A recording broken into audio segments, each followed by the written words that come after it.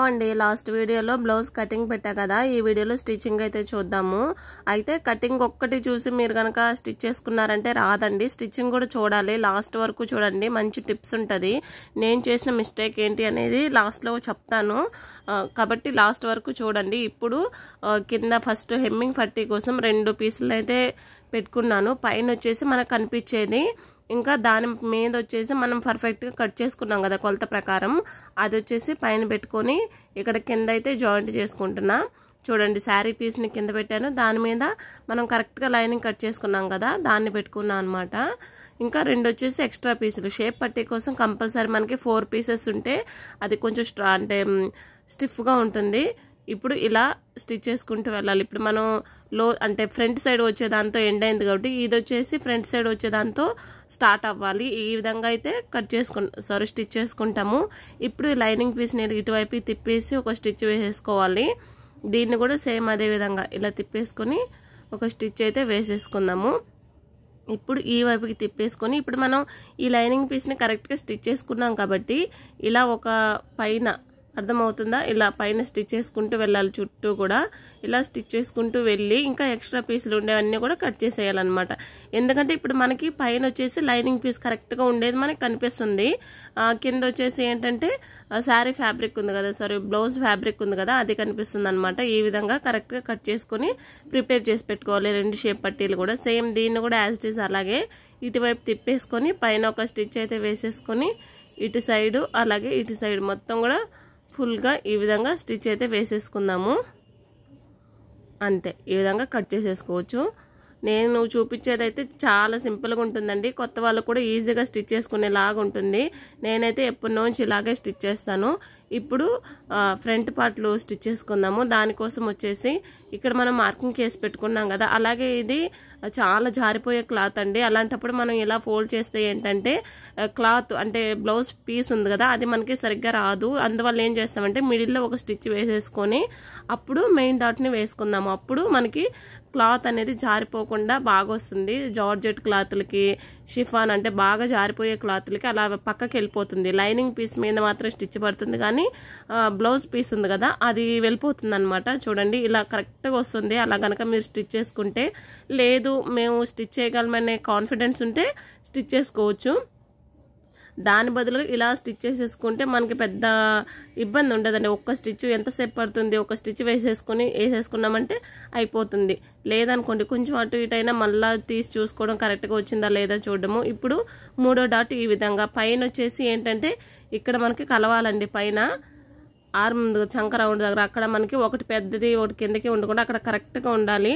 కరెక్ట్గా ఉన్న తర్వాత ఈ ఉంది కదా మార్కింగ్ చేసుకున్నాం కదా దాని మీదకి ఈ విధంగా స్టిచ్ చేసుకుంటూ వచ్చేయాలి అక్కడ వరకు అనమాట అర్థమవుతుందా చంక రౌండ్ తీస్తాం కదా అక్కడ మనకి సమానంగా ఉండే చోట పట్టుకోవాలి చూసారు కదా షేప్ మనకి ఎంత నీట్ గా పర్ఫెక్ట్ గా వచ్చేసిందో సేమ్ అదే విధంగా ఇంకొక పీస్ ను కూడా స్టిచ్ వేసేసుకుందాము అంతే ఇలా స్టిచ్ చేసేసుకున్నామంటే ఫ్రంట్ మెయిన్ డాట్స్ అనేది కంప్లీట్ అయిపోతుంది మెయిన్ ఏంటంటే కొత్త వాళ్ళకి ఈ ఫ్రంట్ పార్ట్ లోనే డౌట్లు వస్తుంది కదా అలా లేకుండా ఇలా ఈజీగా మనం మార్కింగ్ చేసుకునేటప్పుడే స్టిచ్చింగ్ లో కరెక్ట్ గా మార్క్ చేసుకున్నామంటే స్టిచ్చింగ్ కూడా అలాగే వచ్చేస్తుందండి చూడండి పైన నేను కరెక్ట్ గా అంటే సమానంగా ఎక్కడ వస్తుందో అక్కడ పెట్టుకోవాలన్నమాట ఒకటి పైకి ఒకటి కిందకి ఉంటే మాత్రం అసలు అది కరెక్ట్ గా రాదు సో ప్రతి పాయింట్ కూడా ఇంపార్టెంటే మనకి బ్లౌజ్ లో ఇలా పట్టుకున్న తర్వాత కోన్ షేప్ త్రిభుజం షేప్ లాగా రావాలి అలా వచ్చిందంటే మాత్రం మనకి పర్ఫెక్ట్ గా వచ్చేసినట్టే ఇంకా మీకు ఎలాంటి డౌట్ కూడా అవసరం ఉండదు ఇప్పుడు ఈ విధంగా పెట్టేసుకొని స్టార్టింగ్ షేప్ పట్టీకి కోన్ షేప్ లాగా వస్తుంది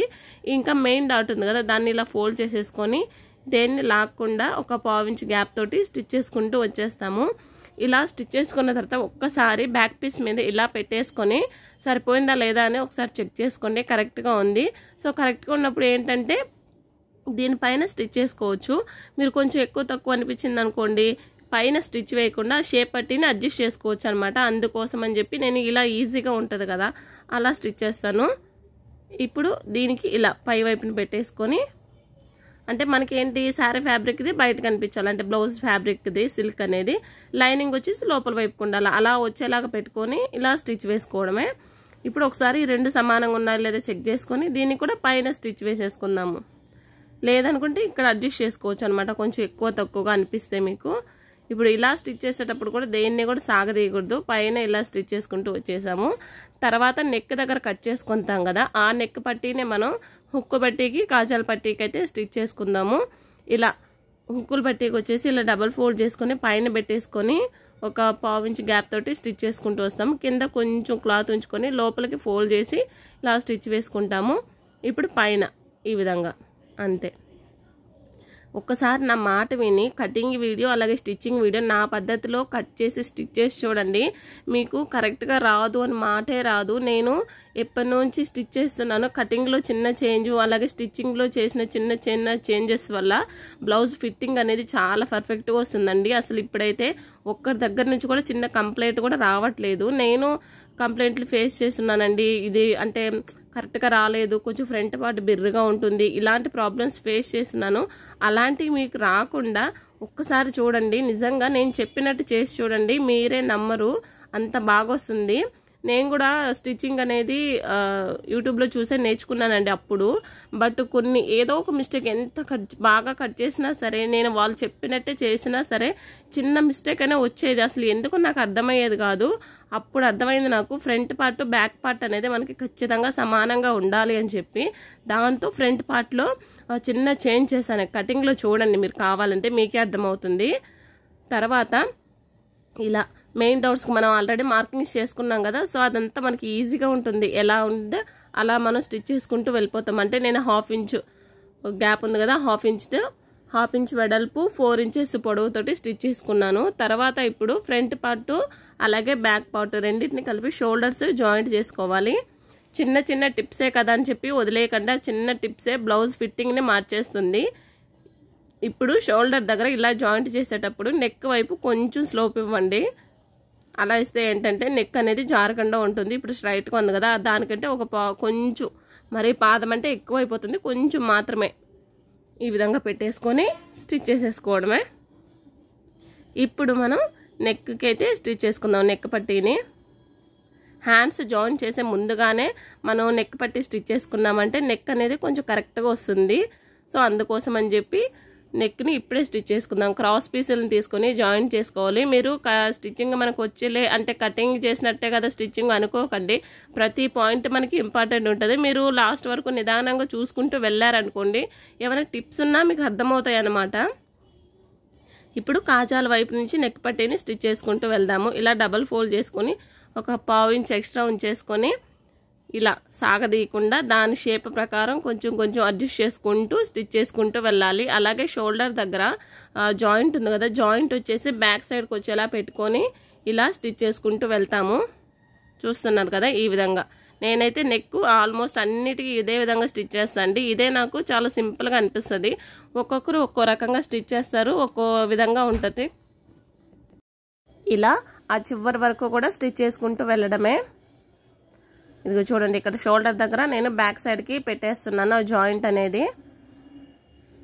ఇలా స్టిచ్ చేసి చూడండి ఒక్కసారి, ఎంత పర్ఫెక్ట్గా వస్తుందంటే అంత పర్ఫెక్ట్గా. నేను ఇన్నిసార్లు చెప్తున్నా అంటే నేను మిస్టేక్స్ చేశానండి, నాకు అప్పుడు అర్థమయ్యేది కాదు. ఎక్కడ మిస్టేక్ చేస్తున్నానో అర్థమయ్యేది కాదు. నెక్స్ట్ ఇక్కడ కొంచెం ఎక్స్ట్రా ఏమైనా ఉంటే కట్ చేసేసుకొని చిన్న చిన్న టక్స్ అనేది ఇచ్చేసుకోవాలి. రౌండ్ తిరిగే దగ్గర టక్స్ అనేది కంపల్సరీ ఇచ్చేసుకుంటే నెక్ రౌండ్ అదంతా కరెక్ట్గా వస్తుంది. నాకు నెక్ రౌండ్ దగ్గర కానీ ఎక్కడ ప్రాబ్లం వచ్చేది కాదండి. కాకపోతే ఏదో కొంచెం సెట్ కాలేదు, ఏదోలాగా ఉంది అంటే ఒక్కొక్కరు ఎవరో ఒకరు అట్లా అంటూ ఉండేవాళ్ళు. బట్ చాలా మందికి సెట్ అయ్యేది, కానీ కొంతమంది అలా అనేవాళ్ళు అనమాట. ఫ్రంట్ కొంచెం టైట్గా ఉంటుందనో ఏదో ఒకటి, అంటే బాగానే ఉంది కానీ ఏదో వాళ్ళు చెప్పడం అలాగ ఉండేదన్నమాట. ఇలా ఇటువైపు తిప్పేసుకొని నెక్ వైపు స్టిచ్ చేసుకుంటూ వెళ్ళడమే.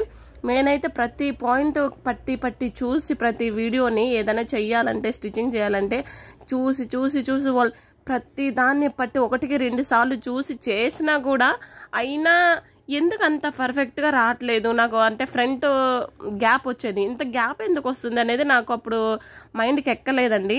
ఆ గ్యాప్ రాకుండా ఏం చేయాలనేది తర్వాత అర్థమైంది. ఇప్పుడు నెక్ దగ్గర లోపల వైపు తిప్పేసి ఒక స్టిచ్ వేసేసాను. మీరు కావాలంటే హెమ్మింగ్ చేసుకోవచ్చు. ఇక్కడ నేను స్టిచ్ వేసేద్దామని చెప్పి స్టిచ్ వేసేసాను.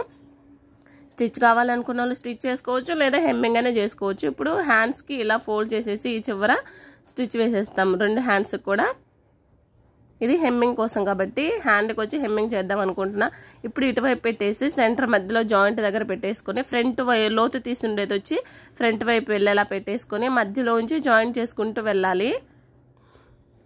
చిన్న చిన్న టిప్స్ ఏనండి, బట్ చిన్న చిన్న టిప్స్ అనేది మనకి అర్థం కాదు. మీరు ఎన్ని వీడియోలు చూసినా సరే ఇలా కట్ చేయండి అలా కట్ చేయండి అంటారు కానీ బట్ ఆ చిన్న టిప్స్ అనేది మనకు అర్థం కాదు. ఆ చిన్న టిప్స్లోనే బ్లౌజ్ అంతా కూడా దాగి ఉంటుంది, అంటే ఫిట్టింగ్ అంతా కూడా. స్టిచ్చింగ్లో కూడా ఖచ్చితంగా ఇదైతే చెక్ చేసి చూడాలి. నేను అంతకుముందు ఎలా స్టిచ్ చేసేదాన్ని, ఇప్పుడు ఎలా స్టిచ్ చేస్తున్నాను అనేది చెప్తాను.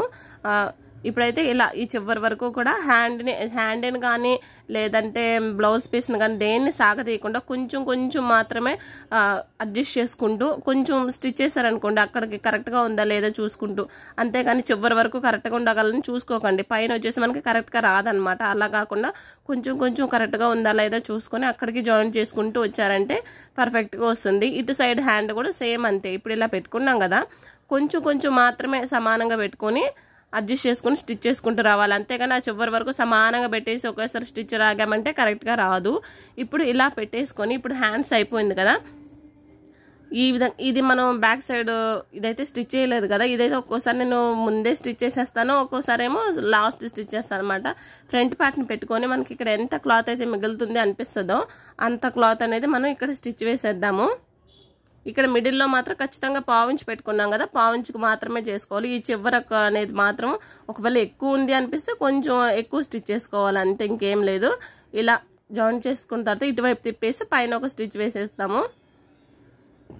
ఇలా స్టిచ్ చేసేసిన తర్వాత ఇంకా హెమ్మింగ్ చేసుకోవడమే. మీరు కావాలంటే లూజ్ పట్టి అని వేసుకోవచ్చు. ఇప్పుడు నార్మల్గా మనం ఏం చేస్తాము, ఇలా స్టిచ్ వేస్తాం కదా, చూడండి ఇది ఫ్రంట్ పార్ట్లో కాజాల వైపు ఎంత ఉంది అలాగే ఉక్సుల వైపు ఎంత ఉందని చెక్ చేసుకుని వేస్తాం కదా. అయితే ఇలా కాదండి, ఇదే నేను చేసిన మిస్టేక్. అలా కాకుండా ఒకసారి ఇలా చూసుకోండి, నడుము మొత్తం ఎంత ఉందో ఒకసారి చెక్ చేసుకోండి. ఇక్కడికి వచ్చింది కదా 28.5, ఇక్కడికి వచ్చిన దాన్ని ఇప్పుడు టేప్ని ఇలా డబుల్ ఫోల్డ్ చేసుకోండి. నేను ఈ చేంజ్ చేసిన తర్వాతనే నాకు బ్లౌజులు భలే కరెక్ట్గా వచ్చాయి. ఈ తర్వాత మళ్ళీ దాన్ని ఫోల్డ్ చేసుకోవాలి. 4 ఫోల్డ్ చేసుకున్న తర్వాత మనకి 7 మీద ఒక గీత ఎక్స్ట్రా వచ్చింది. కాజా పట్టి వదిలేసి 7 మీద ఒక గీత ఎక్స్ట్రా వచ్చింది కదా, అక్కడికి ఒక మార్కింగ్ చేసుకుందాము. ఇప్పుడు మనం ఫ్రంట్ పార్ట్ మీద ఇక్కడికి వచ్చింది కదా, కాకపోతే మనం కొలత చూసిన తర్వాత ఎక్కడికి వచ్చింది, ఇక్కడికి వచ్చింది, పెద్ద లైన్ డ్రా చేసా కదా అక్కడికి వచ్చింది. ఇప్పుడు చూడండి ఇక్కడ వచ్చేసి ఉక్సులు పట్టి మీద నుంచే 7 మీద ఒక గీత, ఇదైతే ఇక్కడ దగ్గరికి వచ్చేసింది, 7కి వచ్చింది. అర్థమవుతుందా? పెద్ద లైన్ డ్రా చేసి చూడండి ఇక్కడికి వచ్చింది అనమాట. ఇలా టేప్ తోటి తీసుకోండి, మీకు అసలు కరెక్ట్గా రాదు అని మాటే రాదు, నేను చెప్తున్నాను కదా. ఇప్పుడు బ్యాక్ పీస్లో ఇక్కడ మిడిల్ దగ్గర ఒక డాట్ పెట్టేసుకొని ఇటువైపు కూడా 7 మీద ఒక గీత, అంతే. ఇటువైపు ఇక్కడ ఎందుకు నాకు కొంచెం తక్కువ వచ్చిందంటే ఇక్కడ నాకు నడుం పట్టీకి అలాగే చెస్ట్కి 1.5 ఇంచ్ గ్యాప్ ఉందండి. నార్మల్గా 1 ఇంచ్ గ్యాప్ ఉంటే ఏంటంటే బ్యాక్ టక్స్ వేసుకుంటే కరెక్ట్గా అదే లైన్ మీద వచ్చేస్తుంది. బట్ ఇక్కడ నడుముకి చెస్ట్కి 1.5 ఇంచ్ గ్యాప్ ఉంది కాబట్టి నాకు ఇక్కడికి వచ్చింది.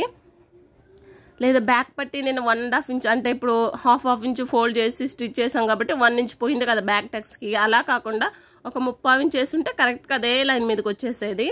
ఇప్పుడు మనం హెమ్మింగ్ కోసం ఎక్స్ట్రా మార్కింగ్ చేసుకున్నాం కదా కటింగ్లో, దాన్ని ఇలా ఫోల్డ్ చేసేసుకొని ఇక్కడ ఒకసారి రఫ్ చేసుకోవాలి.